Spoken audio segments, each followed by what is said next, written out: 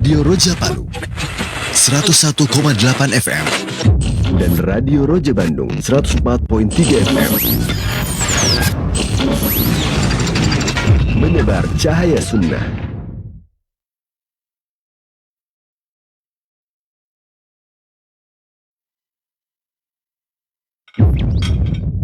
Dapur Sehat Roja. Kesembuhan itu bismillah, atas izin Allah Subhanahu wa taala.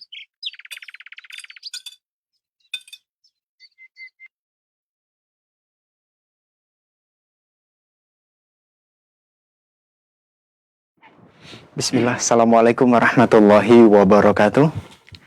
Alhamdulillahirrabbilalamin. Wabihi nasta'inu ala umuri dunia waddin. Wassalatu wassalamu ala asyrafil anbiya'i wal mursalin. Wa ala alihi wa ashabihi wa man tabi'ahum bi ihsanin ila yaumiddin, amma ba'da. Ikhwata Islam azakumullah, sahabat Roja dimanapun Anda bisa menyimak siaran kami.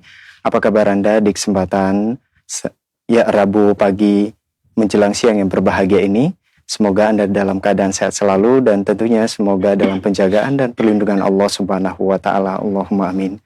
Bertemu lagi dalam program Dapur Sehat Roja, meracik makanan lezat menjadi sehat bersama narasumber kita Sensei Abu Muhammad Faris Al-Kianji hafizahullah yang akan menemani kita semua hingga 1 jam ke depannya. Alhamdulillah, Sensei sudah bersama kita. Kita sapa terlebih dahulu.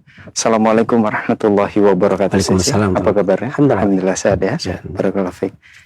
Nah, ikhwati Islam azakumullah, setelah penyampaian materi, silakan nantinya Anda dapat bergabung bersama kami untuk bertanya seputar keluhan penyakit atau kesehatan di line telepon 0218236543 atau pertanyaan melalui pesan singkat di cas WhatsApp di nomor yang sama 0218236543. Baik, kita kembali ke Sensei. Sensei, pembahasan di kesempatan ini berkaitan dengan mencegah dan mengatasi cacingan. Tema yang sangat menarik ya. Dengan jus delima dan wortel. Bahan-bahannya delima, wortel, dan air secukupnya. Nah, berkaitan dengan cacingan ini Sensei. Ini apakah hanya khusus pada anak-anak saja atau orang dewasa bisa juga, dan gejala klasik itu seperti apa? Nah, terima kasih. Bismillahirrahmanirrahim. Assalamualaikum warahmatullahi wabarakatuh. Alhamdulillah. Wassalatu wassalamu ala rasulillah wa ala alihi wa sahbihi wa man wala, amma ba'd. Kaum muslimin, para peminat Roja dimanapun Anda berada, syukur alhamdulillah kita dipertemukan oleh Allah Subhanahu wa taala di siang hari ini. Salawat dan salam semoga selalu senantiasa Allah curahkan kepada junjungan kita Nabi besar Muhammad sallallahu alaihi wasallam, kepada para keluarganya, seluruh sahabatnya, para tabiin dan pengikutnya yang selalu senantiasa mencintainya hingga di yaumul qiyamah. Dan adapun kemudian daripada itu pembahasan tentang cacingan atau helminthiasis. Ini adalah pembahasan yang di kalangan klasik belakangan itu juga sangat jarang dibahas di kelas-kelas awal. Belakangan materi-materi pembahasan tentang cacingan yang dalam kesehatan klasik disebut sebagai penyakit parasit.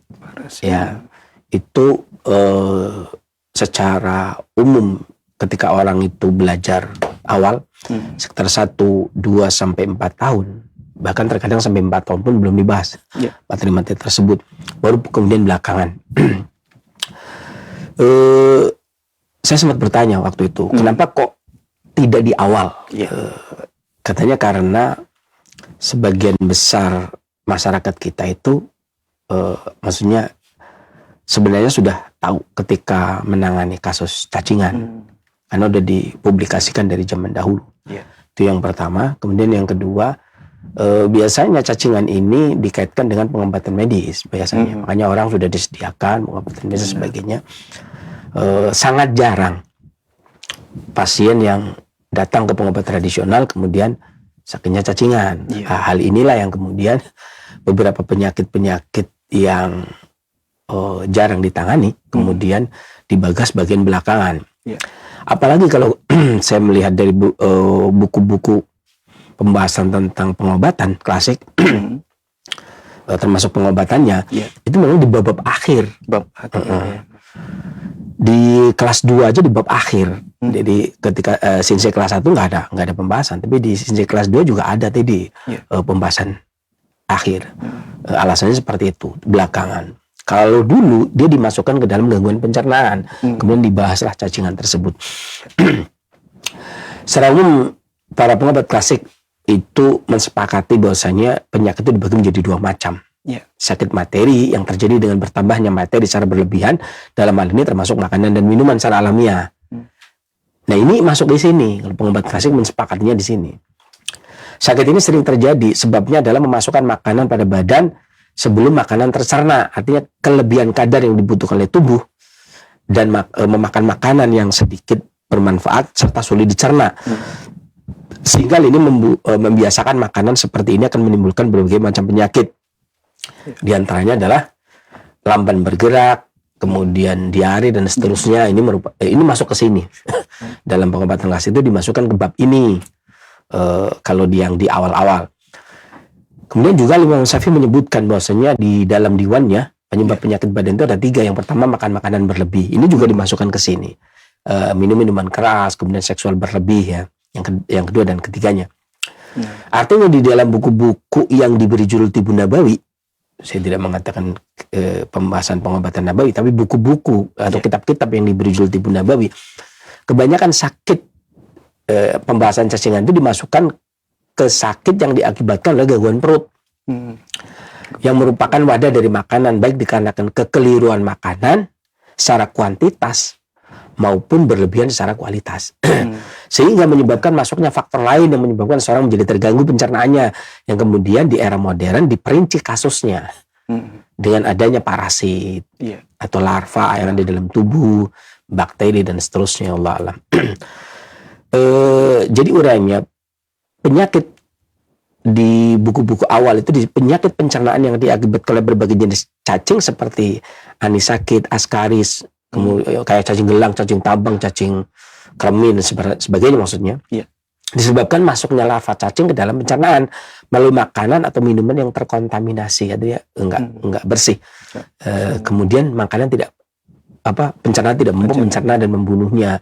Di mana larva cacing tersebut dapat hidup dan berkembang biak pada kotoran hewan, ya. Kemudian juga bisa disebarkan oleh angin atau ikan yang dikonsumsi, ya. Kemudian kotoran hewan, ya. Gejalanya pada beberapa kasus ditandai dengan sakit perut, ada yang mual, ada yang sering ngeces, tidak nafsu makan, atau makan banyak tetapi nggak gemuk, ingin memakan yang aneh-aneh, ya. Kemudian tenggorokan gatal, batuk, kulit wajahnya berbintik putih tapi bukan panu. Biasanya pipinya ada bintik putihnya tapi bukan panu.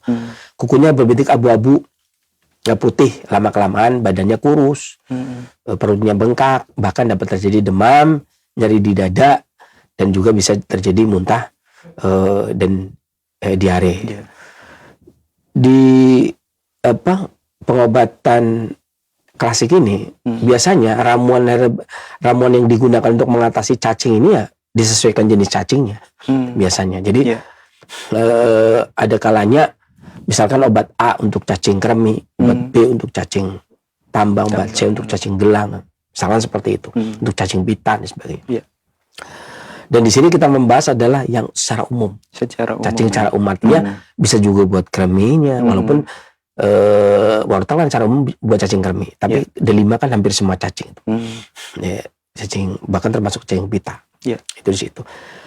Walaupun secara klasik itu biasanya dipisah nantinya, obat cacing itu dipisah, artinya dia kremian, berarti obatnya apa, kemudian dia cacing gelang, obatnya apa, kemudian cacing pita, obatnya apa. Di beberapa kasus lama itu juga sebenarnya cacingan itu bukan hal yang baru.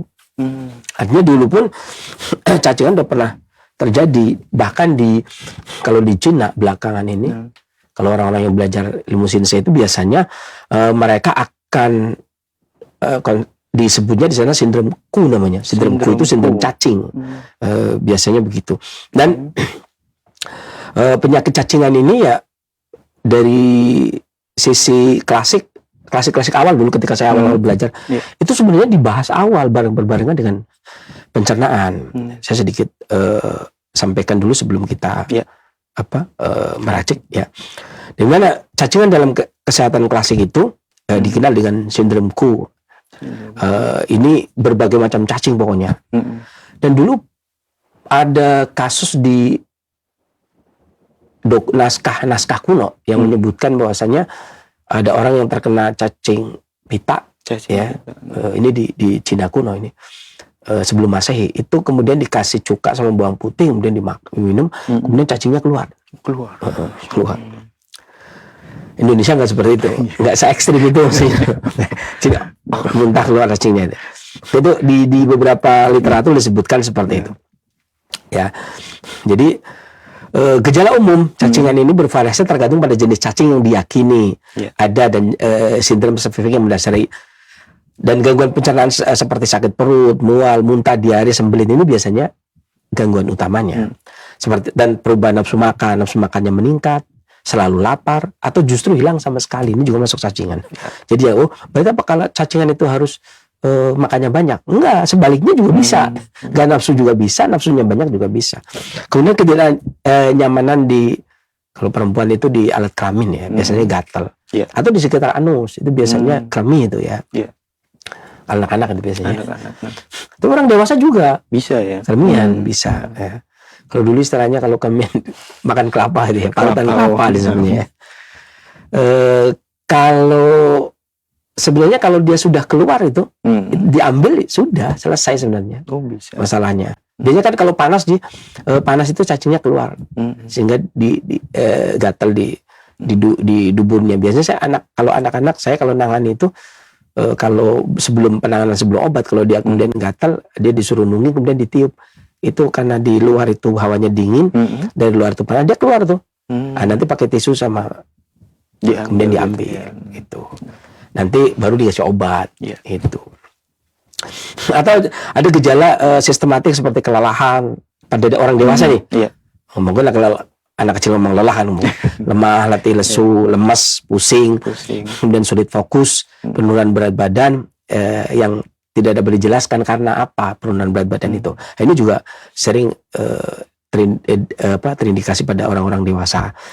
Gejala lainnya seperti ruam kulit atau gatal yang biasanya dalam kesehatan klasik dikaitkan dengan panas atau angin internal yang disebabkan oleh parasit. Atau bisa jadi perubahan emosional, iritabilitas, gelisah, kemudian susah tidurnya terganggu, kemudian dikit-dikit bangun, seperti itu. Dan biasanya ya, secara umum, secara emosional itu lebih cepat berubah. Yang orang cacingan ini. Nah, resep yang kita gunakan ini itu untuk berbagai macam cacingan. Waktu saya belajar di buku ada cacing askaris atau cacing gelang, ada cacing oksiuris atau cacing kremi, ada cacing teni atau cacing bita, ada cacing nekator atau cacing tambang. Jadi berarti ada empat jenis cacing dan ini untuk empat jenis cacing tadi. Sebelum kita jelaskan, baik, kita racik dulu ya. Oke. Ya. Ini berarti kita potek ini ya. Ini kalau kena baju putih jadinya merah. Iya. Karena dia warnanya merah. Tapi biasanya di lima kayak gini kalau untuk lokal susah didapat ya. Iya. Biasanya begitu. Karena kalau yang lokal biasa putih biasa ya, nggak berwarna. Betul. Biasanya begitu. Nah sebenarnya ini kulitnya juga bisa digunakan ya. Iya. Buat keputihan biasanya dan di produk-produk sari rapat biasanya kan pakainya ini biasanya. Iya, kulitnya ya. Hanya kulitnya. Jadi berarti yang cacingan itu bapaknya yang cacingan pakai apa? Jus 5 aja, emaknya disuruh kasih kulitnya. Itu biasanya begitu. Ya, cuman seringnya kalau di Jawa yang digunakan kan delima putih, nggak pakai yang delima merah ini kan. Iya. Delima lokal ya. Nah, delima lokal ini biasanya kalau di Arab banyak banget nih delima yang gede banget seperti ini. Apalagi pas umroh gitu ya. Iya, pas umroh itu biasanya seringnya kalau umroh selain kurma tentunya. Kurma nggak bisa dibilang ya. Iya. Kalau kurma itu biasanya udah jelas dia beli. Cuman ini kulitnya sebenarnya bisa, tapi kalau yang nggak memanfaatkan juga nggak apa-apa ya. Oke. Kalau di sini kayaknya nggak dimanfaatkan, ini cowok semua soalnya. Nggak ada yang keputihan soalnya. Benar. Ya. Nah, kalau di aturan itu kan dilima di jus dulu, Iya. kemudian wortel itu di Jus juga jus ya. juga, baru kemudian dicampur, gitu ya. Di-mix. Nah ini di sini nggak, saya akan bikin langsung di jus bareng. Sebenarnya tadinya yang bagus itu wortelnya diparut, ambil airnya, Oh gitu. itu kan, jadi nggak ada ampas wortelnya, ya kan. Tapi itu kan rumahan orang kita di sini dewasa semua, nggak apa-apa lah, Iya. gitu ya. Oke. Enggak, maksudnya karena dewasa semua kita biasa minum wortel ampasnya kan, sampah-sampasnya nggak apa-apa. Kalau anak-anak bisa Nah, karena ini kan disaring tujuannya ya. kan tadinya buat anak-anak itu wortelnya diparut, ambil airnya, Iya. saring kemudian digunakan untuk ngejus. Dilima ini lebih enak dibanding yang tadi, dibanding yang kayak gini. Kan di sini tuh dewasa semua, juga sebagai penikmat bukan sebagai orang yang cacingan. Makanya ya udahlah, Iya. ya kan. Sip, silakan. Oke, kita masukkan ya.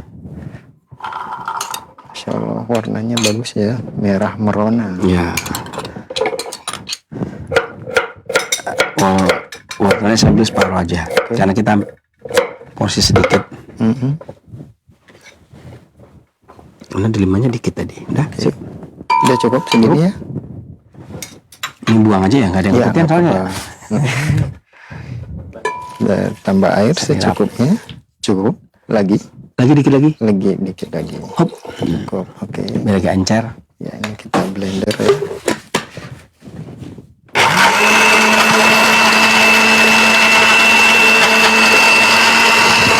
Karena biar ampas wortelnya turun kan.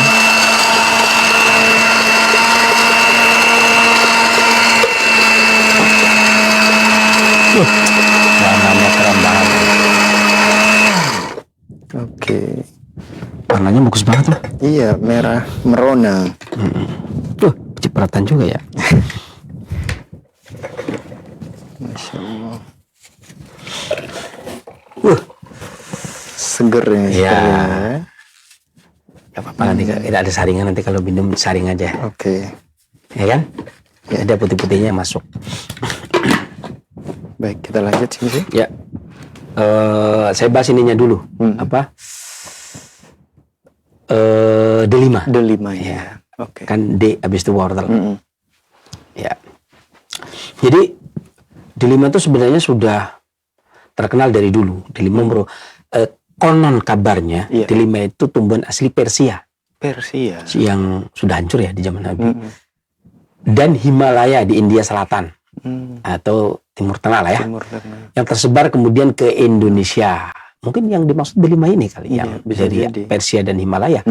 Karena di Indonesia delima putih itu udah banyak dari dulu. Dan kecil-kecil juga. Kecil-kecil juga. Ya, nggak apa-apa lah, konon kabarnya nggak apa-apa. Ya kan? Ini datang ke Indonesia ini juga dari mana ya? Dari Timur Tengah kali ini ya. Walau alam. Oh, di pasar ini. Oh, Beli di pasar. Ya. Delima ini punya rasa yang asam, asamnya seger, berkhasiat mengerutkan dan mengesatkan. Terutama dia mencegah timbulnya kulit yang kemudian berlemak, artinya meremajakan kulit, mencegah penuaan dini. Kemudian juga biasa digunakan, makanya dia mengurutkan dan mengesatkan nih. Seringnya digunakan untuk syarat dulunya makanya kan. Kemudian digunakan untuk mengesatkan keputihan, kemudian benjolan, biasanya sering digunakan untuk kestamian dan seterusnya. Kemudian mengokohkan, memperbagus kualitas esensi baik pria maupun wanita. Kemudian juga pahitnya berkasang mengeringkan diare, sepatnya, membersihkan dan mengeluarkan panas, terutama panas lembab yang diakibatkan oleh cacing. Kemudian juga katanya delima itu kalau menurut kamus klasik itu ada sedikit rasa asinnya. Ada. Jadi secara lidah enggak delima. Cuman kalau di dalam kamus tabiat obat itu disebutkan di sana asam, pahit, asin, manis, sepet. Sepetnya juga ya. Itu disebutkan begitu. Padahal kalau kita rasakan cuman asam, sepet, manis ya. manis, ya kan? Benar. Tapi di kamus disebutkan seperti itu. Ya. Kadang-kadang begitu. Ya. Jadi kok kenapa begitu? Ada kaidahnya. Ada kaidahnya ya. Yang bukan di sini saya untuk menjelaskan. Ya. Kemudian pahitnya itu berkhasiat mengeringkan dan mengeringkan gangguan diare. Karena biasanya gejala umum yang terjadi pada anak-anak orang yang cacingan itu diantaranya diare. Ya.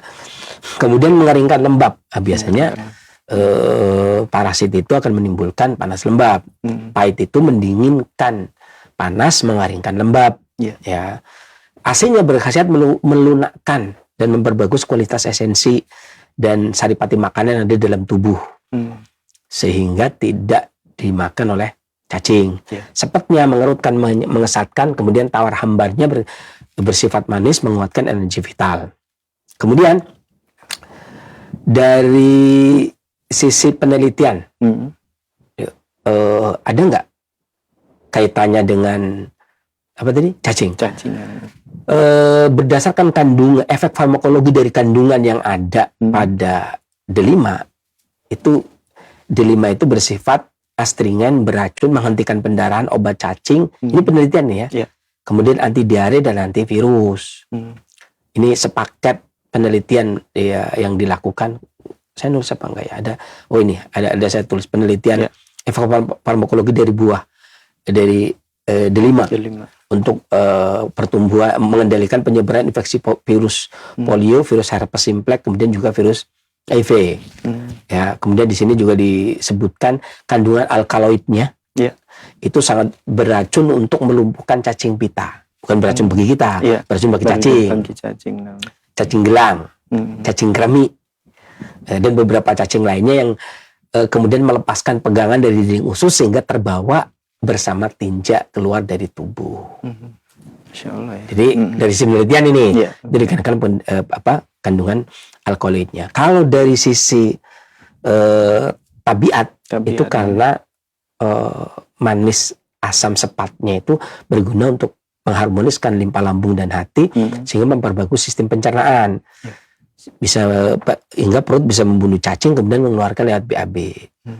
Yang dalam biofarmasi itu disebut alkaloid. Itu ya. Seperti itu. Kemudian yang kedua, wortel ya? Kemudian wortel. Secara umum wortel dingin dan manis. Itu juga menguatkan sistem pencernaan limpa dan lambung karena banyak permasalahan cacingan disebabkan karena lemah limpa dan lambung. Ya. Jadi membunuhnya dari sisi situ. Bahkan dia bisa menjadi racun bagi cacing. Ya. Dan wortel itu sangat banyak kandungan. Ada minyak asiri, ada limonen, ada air, ada protein, ada karbohidrat, ada kalsium, fosfor, besi, kalium, natrium, magnesium, vitamin B1, B2, beta karoten, ya, dan seterusnya. Di mana berdasarkan sifat kimiawi yang memiliki efek farmakologi yang kuat, bahwasanya wortel ini bagus digunakan untuk mengatasi beberapa macam penyakit seperti kanker dan seterusnya. Kemudian kayak provitamin beta karotennya juga bagus untuk mata. Ya, dan merupakan antioksidan, menjaga kesehatan, menjaga proses penuaan dini juga itu. Selain itu juga digunakan untuk mengatasi batu ginjal, cacing kremi. Kremi itu kan saya tadi katakan walaupun wortel itu lebih spesialis ke arah kremi secara penelitian. Ya kan, tapi secara klasik beberapa sindrom yang menyebabkan yang diakibatkan oleh cacing itu bisa digunakan pakai wortel. Tapi penelitian baru menemukan kandungan kimiawi dan efek farmakologi dari wortel itu digunakan penelitian baru untuk cacing kremi. Tapi kalau D5 hampir semuanya semua cacing. Kemudian gejala-gejala yang muncul gitu ya. Ketika seseorang itu cacingan, dampaknya bagi tubuh dan seterusnya. Ya. Beberapa pola yang terjadi selain pola cacingan tadi sindrom. Kalau Tionghoa mengatakan sindrom ku namanya. Ada dikarenakan tabiat penyakit lembab panas yang ada di usus. Infeksi cacing sering dikaitkan dengan penumpukan lembab panas dalam sistem pencernaan secara klasik nih ya, yang menyebabkan diare, ciri-cirinya sakit perut, perasaan panas atau rasa terbakar di daerah anus gitu. Ini yang pertama. Yang kedua, atau bisa disebabkan karena astenia limpa dan lambung, di mana parasit itu melemahkan fungsi pencernaan baik limpa maupun lambung, pencernaan pertama maupun pencernaan kedua. Hal ini menyebabkan ketika pencernaan itu melemah, transmisi makanan menjadi saripatri menjadi lemah, kemudian distribusi juga menjadi lemah. Hal ini menyebabkan seseorang menjadi malnutrisi, sehingga terjadi penurunan berat badan, kelelahan, dan penyerapan nutrisi yang buruk. Ya, kenapa? Karena makanan minuman itu merupakan basis energi vital. Ketika makanan tidak jadi nutrisi, maka energi vital pun menurun. Atau bisa menyebabkan stagnasi energi vital hati. Cacingan dapat mempengaruhi aliran energi hati yang lancar, sehingga menyebabkan iritabilitas, sakit perut yang berpindah-pindah, dan ketegangan serta gangguan emosional. Itu saya perinci waktu itu. Kemudian diperinci, ya bisa jadi dikarenakan timbunan lembab. Jadi timbunan lembab itu timbunan makanan ya. Timbunan lembab itu timbunan makanan. Gejala yang muncul ketika seseorang terjadi cacingan dikarenakan timbunan lembab adalah dada yang mempengaruhi belakang bahu, nyeri dada yang mempengaruhi belakang bahu, nyeri dada yang tidak nyaman dan lunak, disertai dengan batuk. Karena ini cacingan udah mulai meriang di batuk. Adanya ludah yang dapat dibatukan dengan mudah, selalu banyak keluar ludah. Adanya ludah seperti lendir, pusing, sakit kepala, cegukan, lelah, terengah-engah, dewasa dong ini ya. Pusing berkepanjangan, banyak tidur, tidak bisa atau banyak tidur tapi tidak bisa tidur. Banyak rebahan tapi nggak bisa tidur. Dan muntah, lendirnya dapat dibuang dari tenggorokan dengan mudah. Selain ini, makanan dikonsumsi boleh pakai kacang merah, barley, ikan gurame, mentimun, kacang hijau, rumput laut, belimbing, rebung, kemudian kerisan, kurma, jahe segar, lada, asparagus, dan juga pir. Seseorang ketika sudah terdampak cacingan, itu yang timbul adalah panas lembab. Tapi ada kalanya penyebab awalnya dari dingin. Makanan-makanan mentahan biasanya. Kalau awalnya dari dingin, yang muncul adalah nyeri perut, kurangnya keringat pada cuaca yang panas, rasa haus di mulut, mata berair, nyeri dada yang mempengaruhi belakang bahu, nyeri dada yang dipicu semakin parah jika dingin, aliran urin yang panjang dan bening, kemudian fesesnya diare dengan feses yang berair, tenggorokannya kering. Ini sering ini, khasnya seperti itu. Tangan dan kaki dingin, suara yang berat dan jelas dengan nada yang tinggi dan kasar, bahkan disertai dengan cegukan. Tenggorokannya nyeri, kemudian terasa kering. Ya, nyeri yang berpindah tanpa tempat yang tetap, raut wajahnya pucat. Kemudian banyak keringat. Beberapa makanan yang dikonsumsi, cabai, lada, adas, jahe, ya, kemudian juga bunga lawang. Kemudian masih ada waktu? Masih, silakan. Yang paling akrab sekali ada stagnasi energi vital hati. Kan tadi yang dibahas di awal, bahwasanya bisa menjadi gangguan emosional ketika seorang cacing ini udah ada cacing nih, menyebabkan stagnasi energi vital hati, dampak daripada cacingan tersebut. Kalau tadi apa yang menyebabkan cacingan, ketika dia sudah menyinggung atau menjadikan stagnasi energi vital hati, yang muncul adalah pusing akut, kemudian nyeri perut, tuli, pandangan buram, rasa kering di mulut, tenggorokan juga kering, kemudian mudah marah, ya. Sakit kepala di kedua sisi, ya, kepala dan di tengah mata, sisi kepala itu pelipis, pelipis, kemudian juga di tengah mata. Ini maksudnya apa di tengah mata ini? Kening. Intang, kening. Bukan kening. Apa ini? Di antara dua mata. Di antara dua mata. Bawah kening berarti ya. Sakit kepala yang parah, cegukan, mimisan, nyeri perut di bawah dengan keinginan dipijat. Nyeri dada dan iga, nyeri perut atas dipicu oleh marah. Habis marah, kemudian nyeri perut. Atau kecewa, secara gampang kecewa. Aduh, gitu ya. Mata merah muda dan bengkak, telinga denging, nyeri parah, perut atas, bagian atas, gangguan tidur, kemudian juga bisa muntah. Ya. Beberapa obat yang digunakan selain ini ada bayam, ada kacang, kemudian gandum, ada jamur hitam, Ya. kemudian kerang tawar, kerang hijau, kemudian juga asparagus, cuka, royal jelly, telur ayam, jamur putih. Kemudian yang berikutnya adalah stagnasi energi vital hati. Adanya cacingan menyebabkan stagnasi energi vital hati. Ketika cacingan menyebabkan stagnasi energi vital sesak, menjadikan energi vital stuck atau berhenti, gejala yang muncul nyeri di perut yang naik ke atas ke dada dan iga yang tidak nyaman, dada nyeri, kemudian perutnya terasa penuh, ingin terasa dikosongkan, nyeri perut tengah dengan rasa seperti tertusuk, nyeri di perut atas yang rasanya itu nyerinya itu bergerak, kurang selera makan, urinnya tertahan, telinganya denging, tuli, sakit perut, terasa ada benda asing di kerongkongan. Jadi kalau minum dia nyeri, ya, karena kayak ada benda asing di kerongkongan. Sulit menelan, bengkak dan sesak setelah makan. Beberapa obat yang digunakan selain ini daging sapi, kemudian ceri, sarang burung, yang agak mahal dikit, ikan bawal, sedang mahal, daging ayam, daging kambing, daging angsa, ini yang jarang. Daging angsa ya. Jarang ya, kurma, nangka, daging kelapa, tahu, labu siam, jamur kancing, kemudian beras, ketan, kacang merah, ubi jalar, gula batu, kemudian juga bawang putih, dan kunyit juga efektif digunakan. Masih ada waktu? Masih. Kemudian yang berikutnya, kata yang keberapa ini tadi, yakni gangguan pencernaan. Ya, stagnasi energi vital tadi sudah gangguan pencernaan. Cacingan karena disebabkan gangguan pencernaan, jadi kalau pencernaannya bagus, ya dia digiling hancur dia. Kalau pencernaannya nggak bagus, ya sudah nggak tercerna. Gejala yang mudah nyeri perut, sendawa dengan nafas yang tidak sedap habis makan, sesak dan tidak nyaman pada dada dan diafragma, diare, kemudian juga pada anak terutama diare. Rasa panas di tengah telapak tangan, pencernaan kurang baik, makanan tidak tercerna, kurang selera makan, nggak doyan makan nih. Cacingan yang nggak doyan makan, suka minum minuman panas akan tapi hanya sedikit yang diminum. Ya, kemudian enak perutnya, karena buncit ya.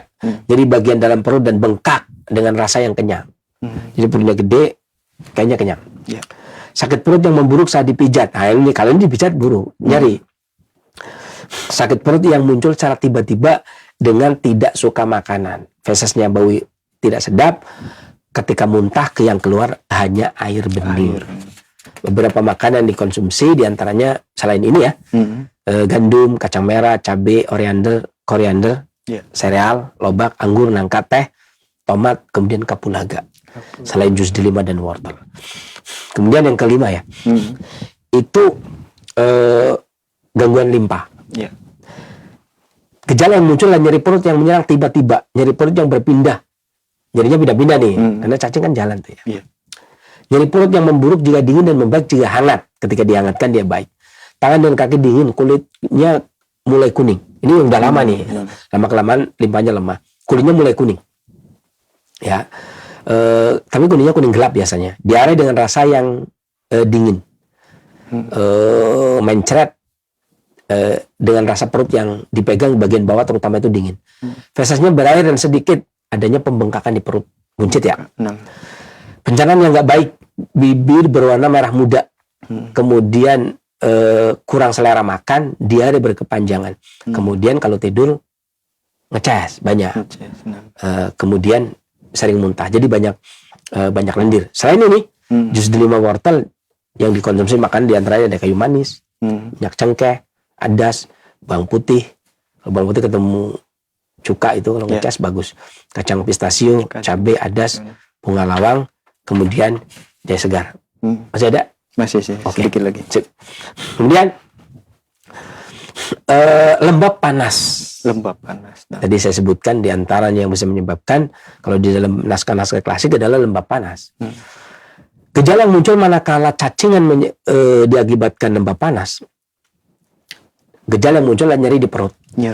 Rasa panas dan gatal pada daerah genital. Di area kemaluan tuh gatal. Kemudian di anus kayak rasa terbakar. Nah, dan biasanya itu merah memerah. Ya. Saya kalau anak kecil itu kan disuruh nungging itu biasanya merah dia. Sering di garu gatal. Iya. Makanya kalau ditiup dia keluar. Kalau yang nggak tega pakai kipas angin. Ya. Kemudian sesak di dada, diare dengan mengejan, fasenya kering, terjadi bengkak, keringat berlebih, merasa putus asa. Ini dewasa ya. Kalau dewasa jangan ditiup. Rasa panas di tubuh, demam yang rendah, nyeri di persendian kaki dan tangan, rasanya bengkak dan berat, keringat dan kaki dan tangan, urinnya sedikit, aliran urin yang sedikit, kemudian selalu haus. Selain jus delima dan wortel yang dikonsumsi, ini kalau panas lebih dominan dari lembab ya. Ikan gurame, seledri buat sop, kacang merah buat sop itu. Kemudian juga jali buat bubur, oregano, rebung. Rebung buat apa? Lumpia. Ya, dioseng enak tuh. Kemudian benih kedelai itu bisa buat toge. Ya, bisa buat tauco. Bisa buat tempe, bisa buat tahu, ya kan? Pisang. Kemudian pare, daun mengkudu, daun pepaya, jamur hitam, garam, bayam, stroberi, mentimun, daun bit, kacang hijau, kemudian juga daun mint. Orang-orang dulu sering menggunakan krokot. Ya. Ini kalau lembab panas, dominan panas. Kalau lembab panas dominan lembab, yang gejala yang muncul nyeri perut, rasa panas dan gatal pada daerah genital, dan terasa terbakar di anus, diare dengan anusnya juga memerah. Kemudian diarenya mengejan.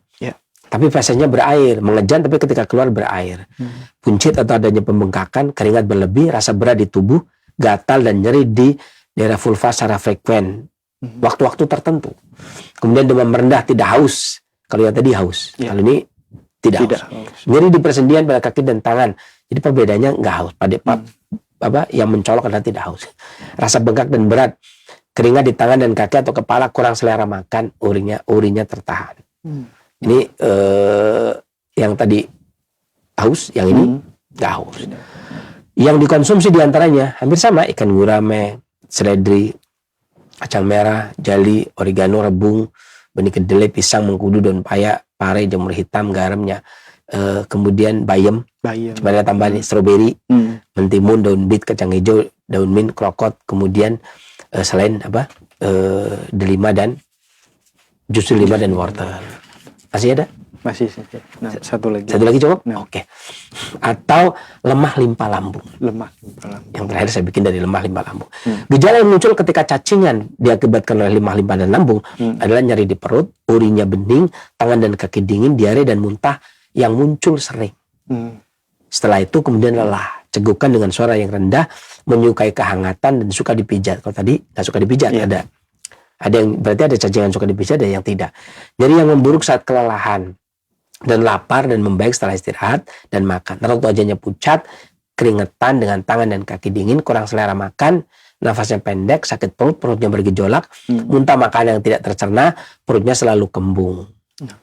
Yang dikonsumsi sirip ikan hiu, ayam, sambal, ada selada hitam, ada putih, pala, daging kambing, kacang merah, kapulaga, ikan gurame, kayu manis, bawang putih dan daging sapi. Cukup demikian yang bisa saya sampaikan, mudah-mudahan bermanfaat untuk sesi tanya jawab. Saya akan antum. Baik, jazakallah khairan Syekh atas penjelasan materi yang sangat bermanfaat di kesempatan ini berkaitan dengan mencegah dan mengatasi cacingan. Nah, ikhwati Islam azakumullah, silakan bagi Anda yang ingin berkonsultasi seputar keluhan penyakit atau kesehatan di line telepon 0218236543 atau pertanyaan melalui pesan singkat di chat WhatsApp di nomor yang sama 0218236543.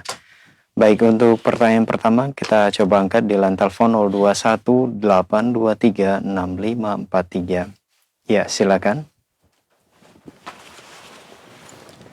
Halo. Baik, terputus. Kita coba angkat pertanyaan melalui pesan singkat di kesempatan ini dari Umu Abdillah di Klaten. Assalamualaikum warahmatullahi wabarakatuh. Sensei, tetangga saya laki-laki umur 67 tahun, ada diabetes dan asam urat. 3 tahun lalu dia terkena stroke. Tapi alhamdulillah satu kaki bisa berjalan normal, tapi yang satu diseret. Nah, pertanyaannya buah atau sayur apa yang sebaiknya dia harus konsumsi Sensei? Jazakallahu khairan. Nah. Secara bagian saya hampir nggak ada ya, karena yang ditanyakan adalah diabetes dan asam urat. Ya, kemudian stroke.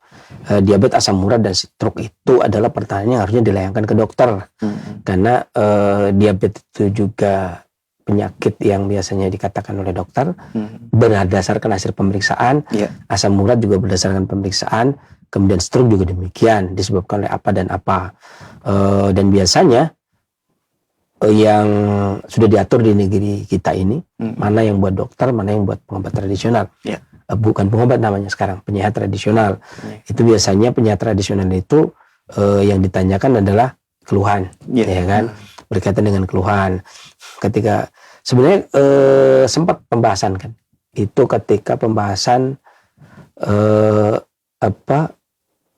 timur dan barat, ya kan, bagaimana membahas baratnya apa, kemudian timurnya apa. Dan saya juga sempat mengacu kepada buku-buku yang diterbitkan oleh Kementerian Kesehatan mengenai, ada sebenarnya di buku acuan sediaan herbal tentang obat asam urat, jamunya apa, kemudian juga diabetes, itu juga disebutkan di sana. Dan dulu beberapa kali saya sering menyampaikan, tetapi ternyata tidak diperbolehkan untuk membacakan buku acuan sediaan herbal ke masyarakat. Di sana ada hak yang nggak boleh disampaikan, gitu ya. Sebenarnya kalaupun itu hak dokter, ya itu dulu bisa bilang dulu, ketika kita masih pakai Kemenkes 1076 tahun 2003, itu masyarakat pengobat itu masih bisa membacakan, artinya bisa menyampaikan berdasarkan acuan sediaan herbal 8 jilid yang diterbitkan dulu waktu zaman saya itu masih 6 jilid, sekarang udah 8 jilid. Berdasarkan itu. Tapi judulnya dulu judulnya kan Batra, pengobat tradisional ramuan, Batra. Tapi semenjak keluar PP 103 tahun 2014 bulan Desember yang ditandatangani langsung oleh Presiden pada waktu itu kemudian dirubah dari pengobat menjadi penyehat. Nah, ranah pengobat itu adalah ranah dokter. Dokter itu yang melakukan tindakan kuratif. Kuratif itu adalah pengobatan. Sakitnya apa? Diabetes, obatnya ke dokter. Sakitnya asam urat, obatnya dari dokter. Sakitnya stroke, obatnya dari dokter. Adapun ranah penyehat itu tindakan yang dilakukan adalah preventif dan rehabilitatif. Nah, preventif adalah pencegahan. Rehabilitatif adalah perawatan. Pencegahan itu berarti mencegah diabetes atau merawat. Merawat itu merawat berdasarkan keluhan. Anda keluhannya apa? Itu, saya nyeri sendi, dirawat agar tidak nyeri sendi. Ya, tetapi kalau tindakan kuratif atau pengobatan berdasarkan PP 103 tahun 2014 bulan Desember, itu yang melakukan tindakan kuratif atau pengobatan itu adalah dokter, apalagi ini stroke. Ini rinci ya, kalau rinci saya rasa udah yakin lah harus ke dok. Masa kemudian pengobat tradisional mengatakan Anda diabetes, gulanya sekian, kan nggak mungkin tuh. Ada asam urat sekian, Anda stroke karena gini-gini, nggak mungkin. Silakan dilanjutkan ke dokter, mudah-mudahan angkat penyakitnya selanjutnya. Jazakallah khairan Sensei atas jawabannya, semoga bermanfaat untuk penanya. Nah, ikhwatal Islam azakumullah, masih kami buka kesempatan bagi Anda yang ingin berkonsultasi seputar keluhan penyakit atau kesehatan di line telepon 0218236543. Ya, silakan. Assalamualaikum warahmatullahi wabarakatuh. Waalaikumsalam warahmatullahi wabarakatuh. Dengan Ibu siapa di mana? Dengan Umu Yusuf di Depok. Ya, silakan Umu. Ya, izin bertanya, Sensei, kalau kita ngerasa sering penuh gitu, ulu hati gitu ya, makan dikit aja rasanya penuh gitu, kayak ngap gitu. Saya udah pernah operasi kantung empedu, pengangkatan kantung empedu. Mungkin ada solusinya, ramuan atau apa gitu ya. Jazakumullah khair. Wassalamualaikum warahmatullahi wabarakatuh. Waalaikumsalam warahmatullahi wabarakatuh. Silakan. Tadi yang dibahas kan sebenarnya ketika perut penuh ya. Beberapa pola atau tabiat penyakit yang ada diantaranya adalah perut penuh. Ya kan, cacingan dikarenakan timbunan lembab panas misalkan seperti itu. Dan gejala yang muncul diantaranya yang disebutkan tadi. Itu berarti apakah mesti kalau delima dan wortel ini di jus kalau ada cacingnya? Jawabannya tidak. Iya kan. Ada cacingnya juga bisa, nggak ada cacingnya juga bisa. Ya, karena dia mengesatkan. Terutama perut penuh panas lembab kayak tadi yang Ibu sampaikan. Ya, karena biasanya seseorang yang diangkat empedunya cenderungnya panas tuh. Ini kan panas lembab. Ya. Panas lembab cenderungnya. Sementara ini bersifat mendinginkan. Kemudian mengesatkan, memperbagus kualitas adipati makanan yang diperoleh, yang dikonsumsi. Bisa pakai jus ini. Ya, karena walaupun secara khusus diresepkan untuk cacingan, tapi secara umum tadi stagnasi hati, limpa lambung lemah, gangguan pencernaan, kemudian timbunan lembab panas, gitu kan? Dan secara khusus tadi sindrom timbunan parasit atau cacing. Demikian, mudah-mudahan angkat penyakitnya dan bermanfaat bagi para pendengar dan pemirsa yang lainnya selanjutnya. Baik, jazakallahu khairan Sensei atas jawabannya. Semoga bermanfaat untuk penanya Umu Yusuf yang ada di Depok. Namun di belakang Umu Yusuf masih kami buka kesempatan di lantai telepon 0218236543. Silakan.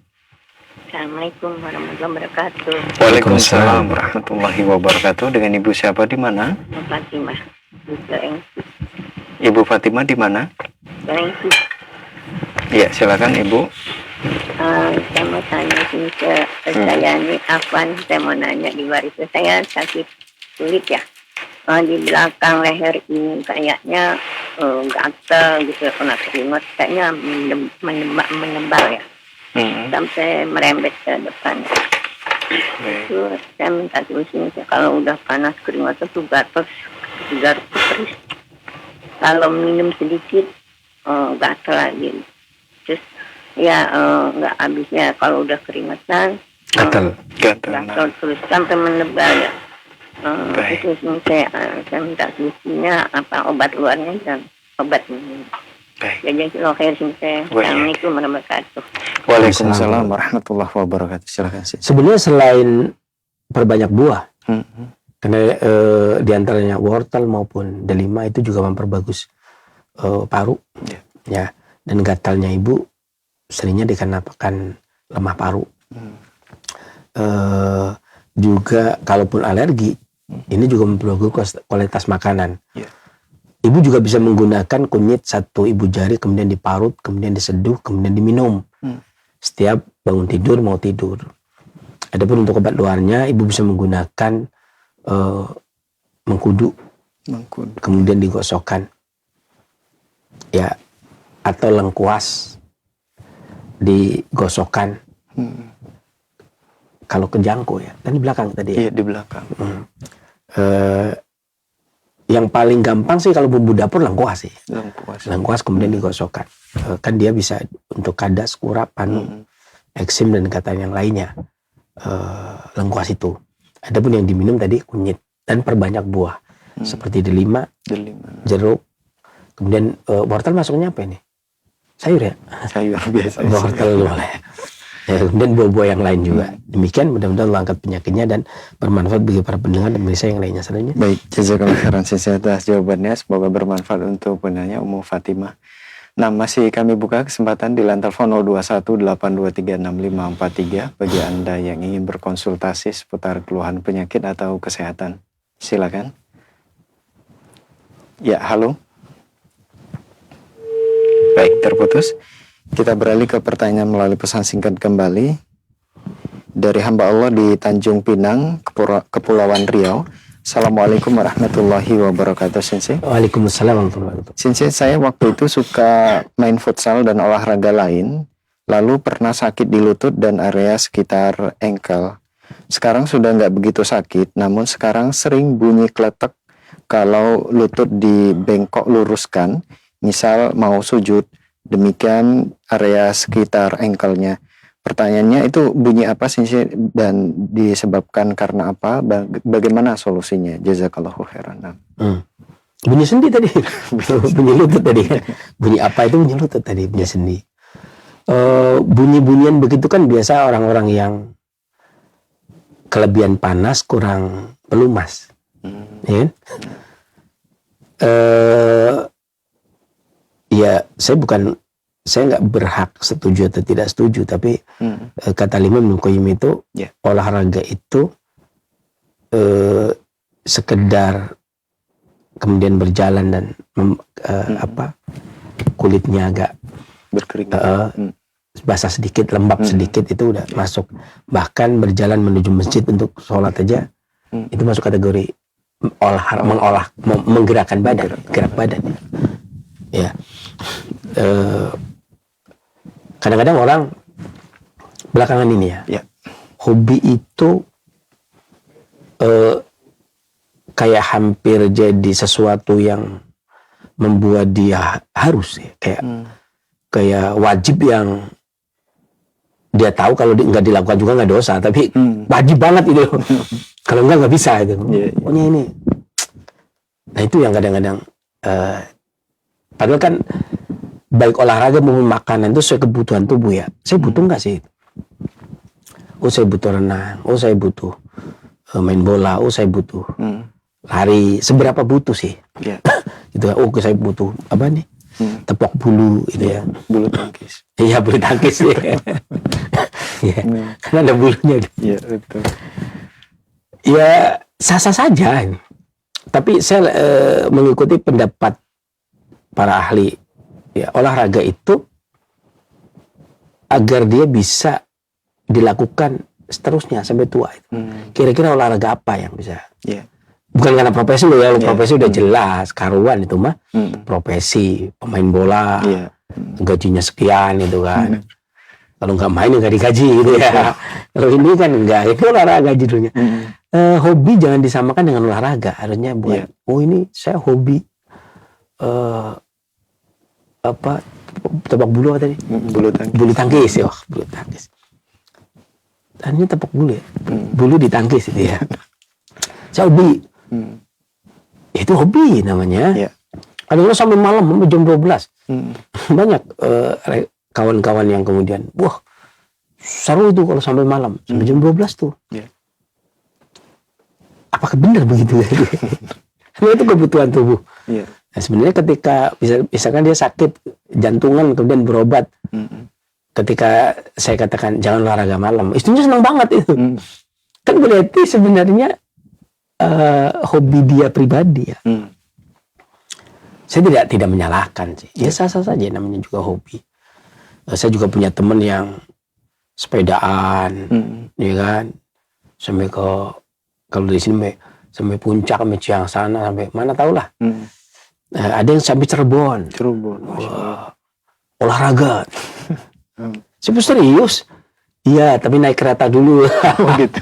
Sepedanya naikin kereta sampai Cirebon, dia muter-muter, balik lagi. Walah. Ini penting olahraga katanya. Kayak saya rasa itu bukan olahraga. Kalau standar olahraga yang disebut oleh Ibnu Qayyim dalam Zadul Ma'ad itu bukan olahraga ya, memang itu menggerakkan badan. Tapi nggak segitunya olahraga juga. Karena wudhu juga olahraga, menggerakkan badan. Jadi kecuali kalau kita mengkonsumsi makanan yang bisa memupuk sumsum. Ya, saya ceritakan ya. Makanan yang bagus sekalipun, kalau waktu mencerna dan pencernaannya bermasalah, itu belum tentu menjadi sumsum. Menggerakkan tubuh pasti menguras.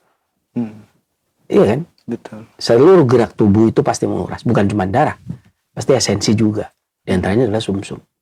Dan untuk mendapatkan sumsum itu nggak mesti. Dalam satu hari kita makan belum tentu jadi ada yang jadi sumsum. Iya kan? Sementara apa yang kita gerakan itu memakan esensi. Belum ada yang jadi esensi, yang kita konsumsi belum tentu jadi esensi. Bisa jadi cuma jadi darah, belum jadi esensi. Jadi darah dan energi belum tentu jadi esensi. Tetapi yang kita lakukan itu pasti memakan esensi. Melakukan hubungan seksual, mengambil esensi.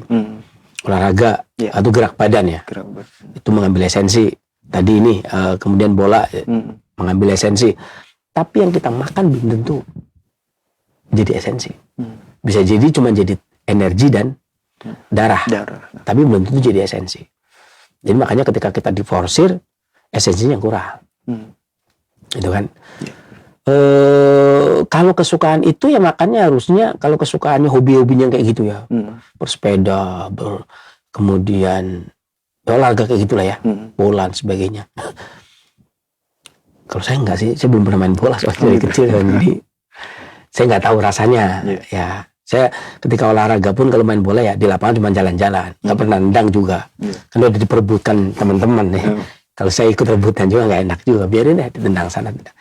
Kemudian sepedaan juga nggak pernah. Gitu ya.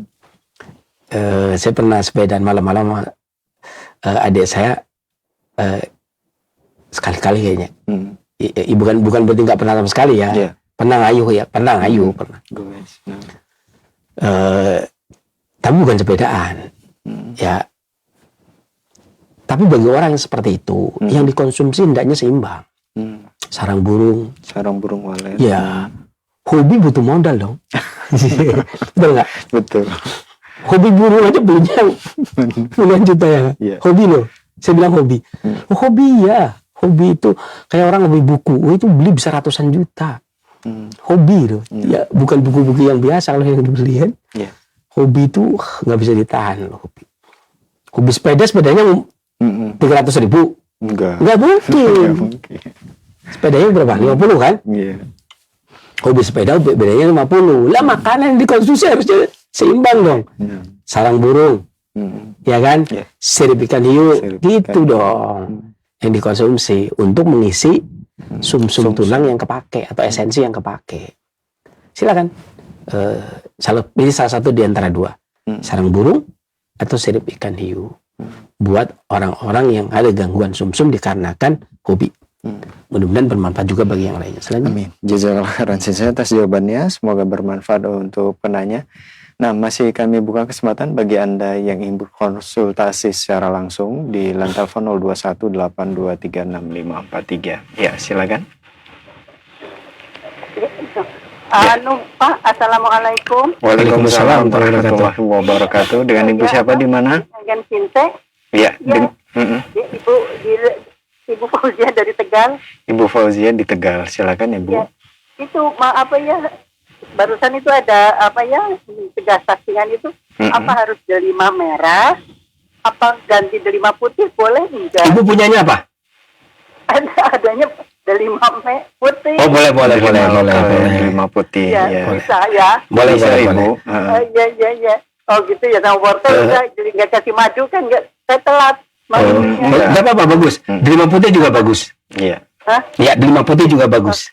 Cuma di sini adanya merah, Bu. Terima kasih. Mudah-mudahan bermanfaat ya, Bu ya. Waalaikumsalam warahmatullahi wabarakatuh. Nah, terima kasih jazakallah khairan, barakallahu fikum Ibu atas interaksinya di kesempatan ini.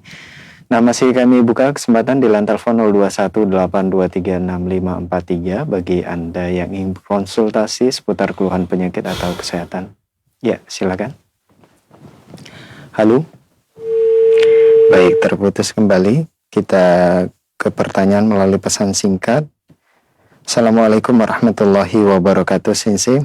Waalaikumsalam warahmatullahi wabarakatuh. Dari seorang ibu, tidak menyebutkan namanya. Sensei, dulu Sensei pernah menyarankan minum madu randu buat anak saya yang bersin-bersin terus menerus. Tapi setelah berhenti minum, maksudnya minum madu randu itu, kambuh lagi sakitnya. Ini apa harus minum terus menerus untuk madu randunya Sensei, atau ada herbal yang bisa menjadi sarana kesembuhannya? Jazakallah khairan. Ya, madu itu preventif dan rehabilitatif. Tindak madu minuman ya? Ya. Bukan obat kan? Bukan. Itu tindakan perawatan, Bu. Ya kayak makan nasi dan sebagainya lah.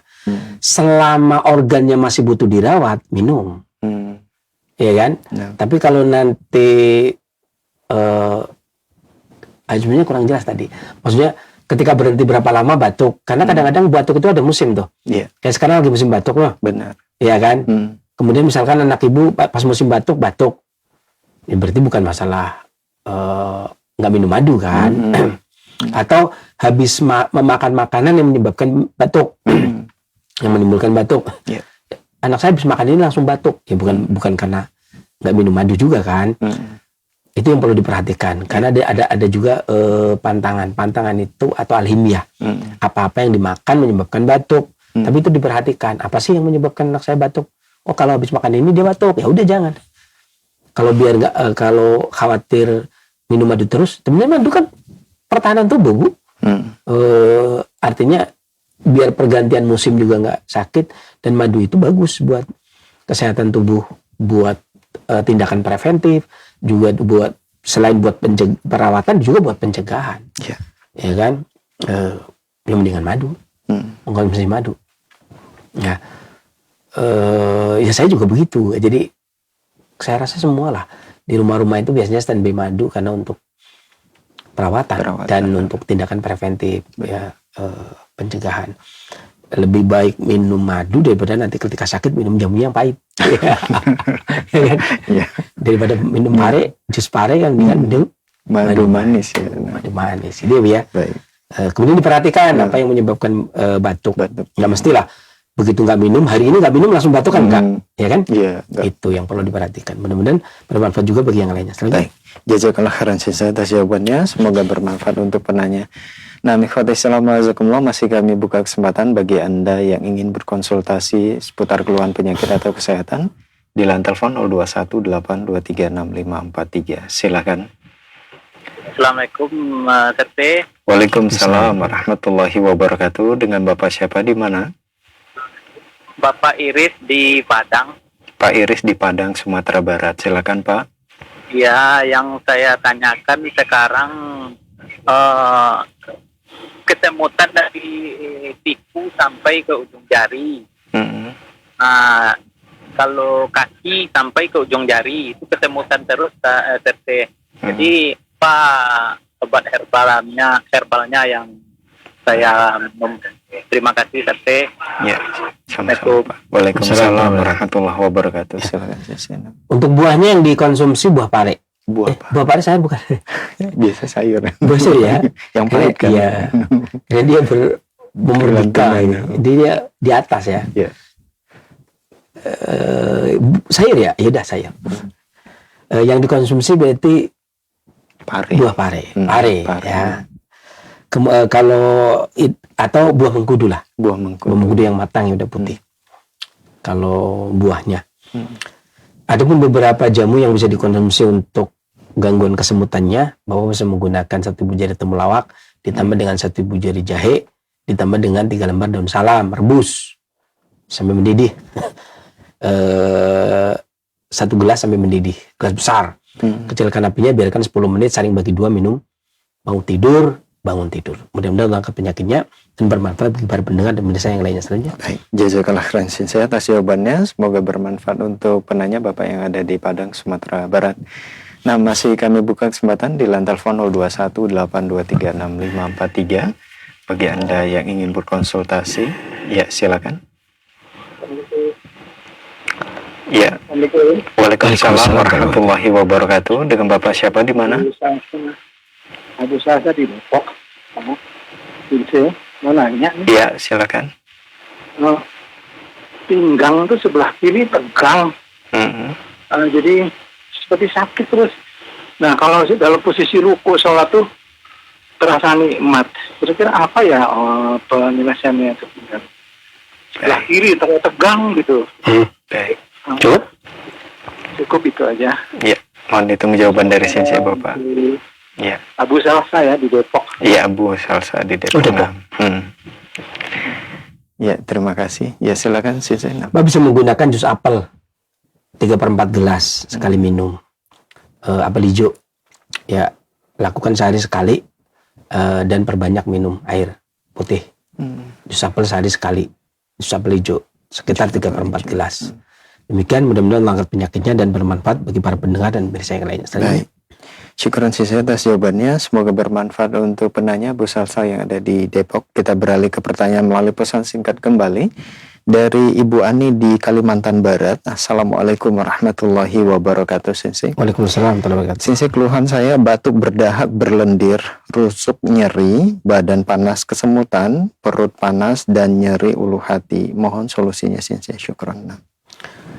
Ibu bisa menggunakan satu ibu jari temu kunci, kemudian ditambah dengan satu ibu jari kunyit umbiknya, kemudian diparut seduh pakai air sekitar setengah gelas air hangat, kemudian disaring, kemudian diminum. Lakukan 2 kali sehari setiap sehabis makan. Mudah-mudahan angkat penyakitnya dan bermanfaat bagi para pendengar dan pemirsa yang lainnya. Selanjutnya. Ya, baik. Syukuran sensei atas jawabannya. Semoga bermanfaat untuk penanya. Pertanyaan berikutnya dari pesan singkat kembali. Baik. Dari Pak Faisal di Ketapang, Kalimantan Barat. Assalamualaikum warahmatullahi wabarakatuh, Sensei. Waalaikumsalam warahmatullahi wabarakatuh. Sensei, kalau orang yang ngomongnya gagap itu disebabkan oleh apa dan organ apa yang lemah dan bagaimana cara mengatasinya? Jazakallahu khairan. Di dalam literatur kesehatan klasik disebutkan bahwasanya akar suara itu dari ginjal. Yang melepaskan suara itu dari energi vital paru. Jadi esensi ginjal merupakan akar dari suara. Kemudian yang melepaskan suara adalah energi vital paru, dilepaskan melalui esofagus, tenggorokan sampai kepada mulut, lidah. Ya. Sementara lidah itu sendiri itu organ luar dari kolbu. Jadi lidah itu cerminan kolbu.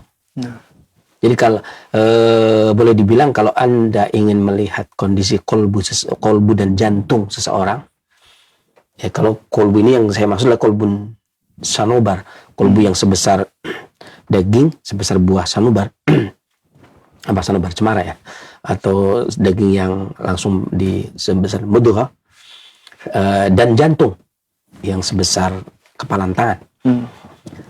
Itu maka dilihatnya dari lidah. Lidah itu kepanjangannya dari situ. Artinya yang menguasai lisan yang melafalkan itu kolbu. Makanya ketika seseorang itu terkena gangguan kolbu, kesurupan kah,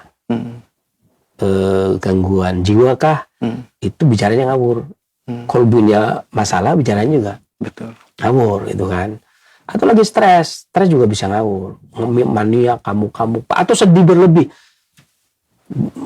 Meninggal orang yang dia cintai, keluarga tapi dicintai, karena dia, keluarga yang dicintai meninggal misalkan, ya udah histeris, teriak sebagainya, pingsan dan sebagainya, tak sadar kolbunya kan. Makanya harusnya butuh keikhlasan kan, begitu ya. Artinya kolbu punya hubungan langsung dengan lidah. Ini disebutkan oleh Imam Al-Qayyim dalam Miftah dari Sa'adah, juga disebutkan oleh Imam Ibnu Jauzi di dalam Minhajul Qasidin, tentang bagaimana hubungan antara lidah dengan kolbu. Kalau memang bukan bawaan, bukan dari lahir, kan ada orang yang memang lahir ya udah gagap kayak gitu.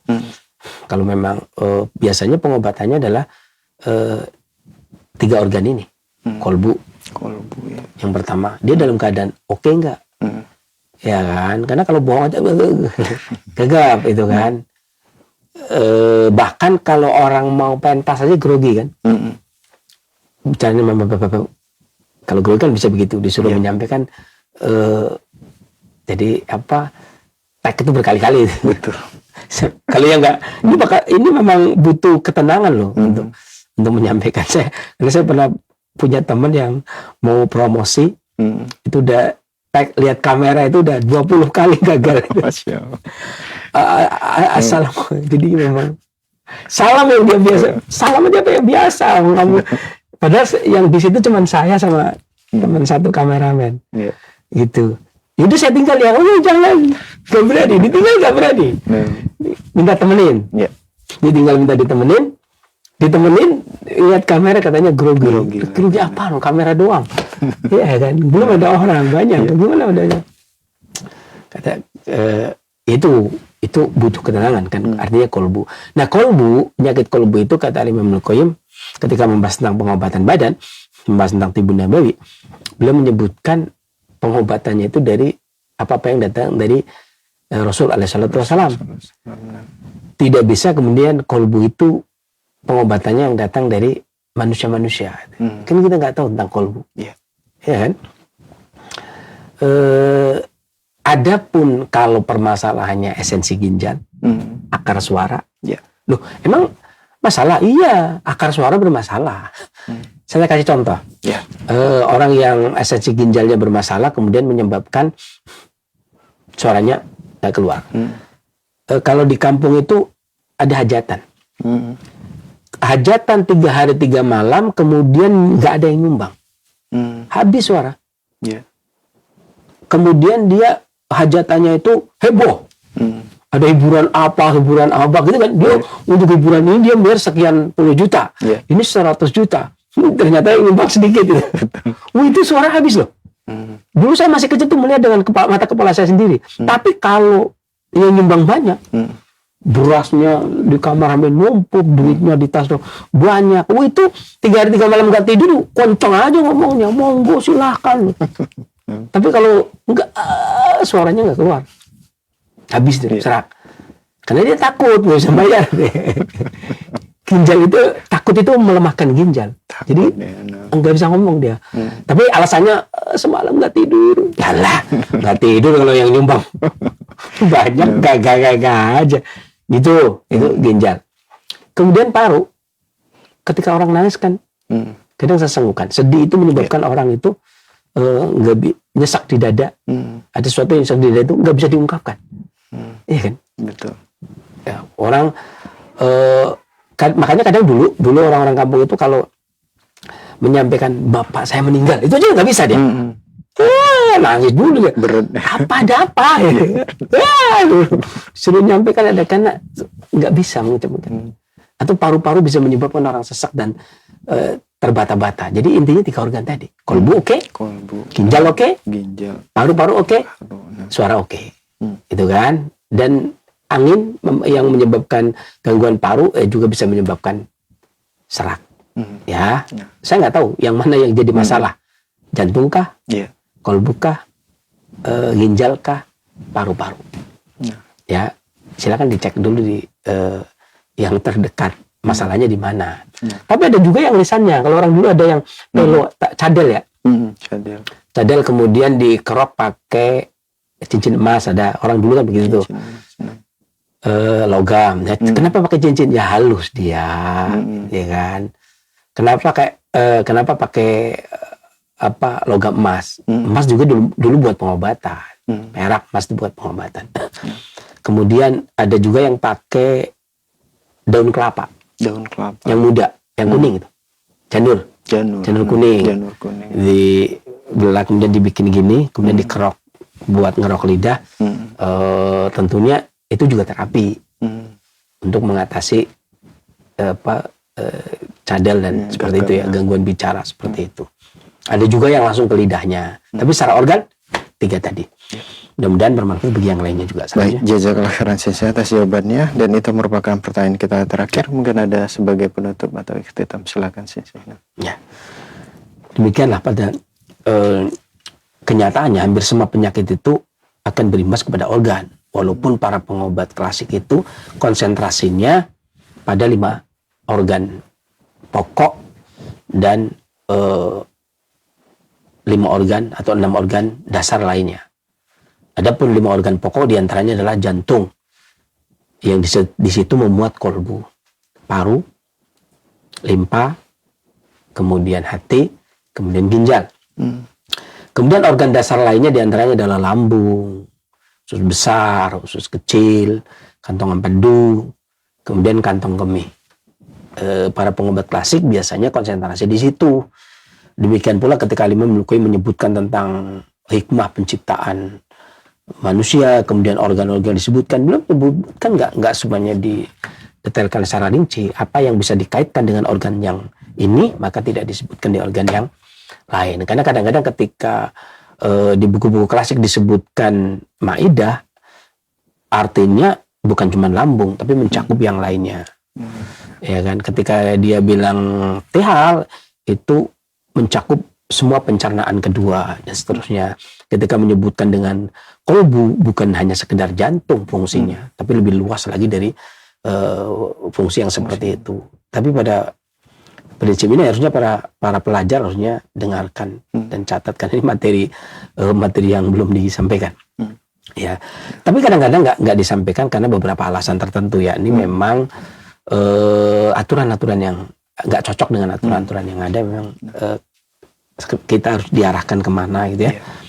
Sama seperti musim, kadang-kadang kami tidak pernah mengajarkan spesialis secara musim atau ilmu klimatologi kesehatan klasik, walaupun karena dulu di Indonesianya di beberapa perguruan tinggi tertentu saja yang dibahas, karena kebanyakan kalau bahas musim berarti musim Eropa kan dan seterusnya. Apapun itu, tugas seorang tabib adalah belajar, menuntut ilmu agar memiliki dasar keilmuan yang jelas sehingga punya dasar untuk melakukan tindakan. Ya, sehingga kita bisa bertanggung jawab di hadapan Allah Subhanahu wa taala.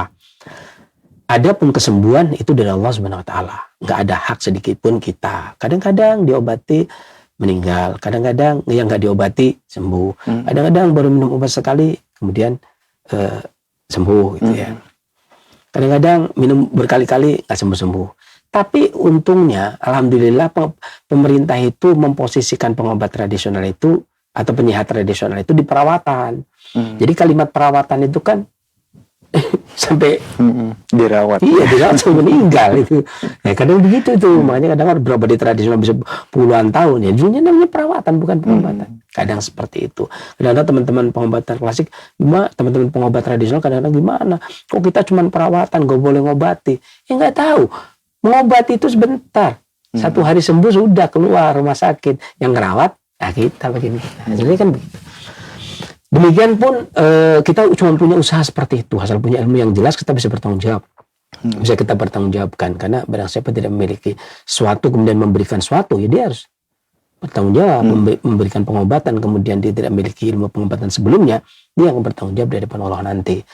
Tapi kalau kita sudah punya ilmu pun, karena disebutkan oleh Imam Ahmad dalam musnadnya, seseorang yang memiliki ilmu pengobatan itu, ya ilmu pengobatan itu alimahuman alimu aja ulama jala. Yang Allah kasih tahu, yang nggak tahu ya tidak tahu. Ada di mana ya pokok-pokok ilmu pengobatan. Yang tahu ya tahu ini ilmu pengobatan. Yang nggak tahu ya nggak tahu sampai kapanpun dia tidak akan tahu kecuali belajar. Ya.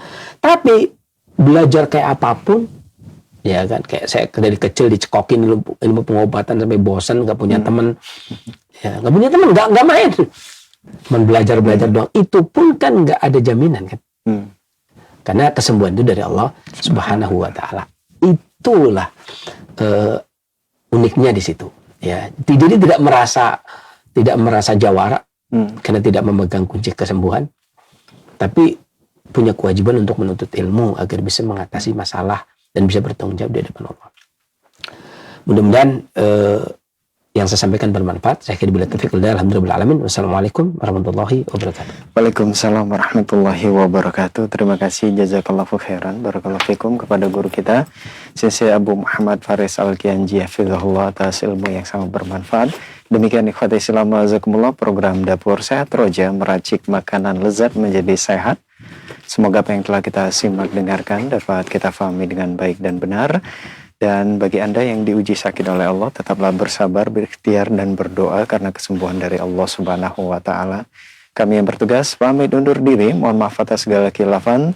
Terima kasih, jazakumullahu khairan wa barakallahu fikum atas kebersamaan Anda. Wabillahi taufiq wal hidayah. Subhanaka Allahumma wa bihamdika asyhadu an la ilaha illa anta astaghfiruka wa atubu ilaik. Selamat beraktivitas. Wassalamualaikum warahmatullahi wabarakatuh.